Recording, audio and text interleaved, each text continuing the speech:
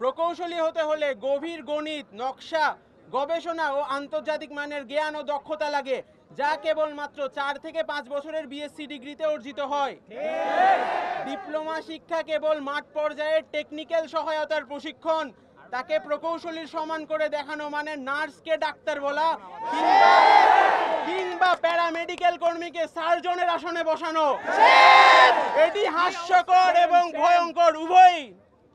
এর চেয়েও লজ্জাজনক বিষয় হলো বাংলাদেশের জুলাই অভ্যুত্থানের পরেও তারা চরিত্র বদলায় নেই। আজকের এক প্রেস কনফারেন্সে তারা প্রকাশ্যে বিএসসি প্রকৌশলীদের কুলাঙ্গার বলেছে। এটি শুধু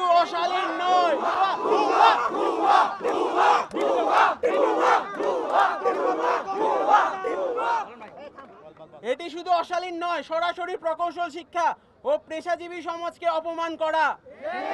যারা নিজেদের অযোগ্যতাকে আড়াল করতে গিয়ে কটূক্তি ও গালিগালাজে নামিয়ে আনে, তারা নিজেরাই প্রমাণ করে যে তাদের কাছে না আছে যুক্তি, না আছে মেধা, না আছে দায়িত্বশীলতা। আমরা বুয়েট শিক্ষার্থীরা স্পষ্ট করে জানিয়ে যাচ্ছি, কোটা কোনোভাবেই পূরণ করা হবে না। প্রকৌশল খাতে বৈষম্য, প্রতারণা কিংবা যোগ্যতাবিহীন অনুপ্রবেশ কোনোভাবেই মেনে নেওয়া হবে না। আমাদের অস্তিত্ব, মর্যাদা ও পেশার সম্মানের প্রশ্নে কোনো আপোষ নেই। প্রকৌশল মানে প্রকৌশলী, টেকনিশিয়ান মানে টেকনিশিয়ান। এই সীমারেখা ভাঙার যে কোনো চেষ্টা প্রতিহত করতে আমরা সর্বাত্মক প্রতিরোধ গড়ে তুলব। আমরা দেশের সব কলেজ ও বিশ্ববিদ্যালয়কে আহ্বান জানাচ্ছি, এই অন্যায় ও অযৌক্তিক ডিপ্লোমা আন্দোলনের বিরুদ্ধে আপনাদের সঙ্গে সরাসরি আমাদের সঙ্গে অংশগ্রহণ করুন। এটি শুধু প্রকৌশল বিশ্ববিদ্যালয় নয়, গোটা শিক্ষাঙ্গনের লড়াই। মেধার মর্যাদা রক্ষা করা, ভবিষ্যৎ প্রজন্মের জন্য একটি যোগ্য ও নিরাপদ প্রকৌশল খাত নিশ্চিত করা, এটাই এখন আমাদের সবার যৌথ দায়িত্ব। বিবৃতিতে বাংলাদেশ প্রকৌশল বিশ্ববিদ্যালয়। আমরা এই কুলাঙ্গারের নাম মুখে নিতে চাচ্ছি না।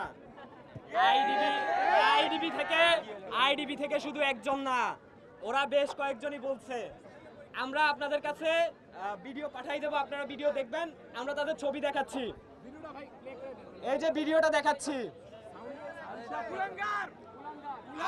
আমরা এই লোকের নাম মুখে নিতে চাই না। এই লোকের নাম মুখে নিয়ে বুয়েটিয়ানদের মুখ অপবিত্র করতে চাই না।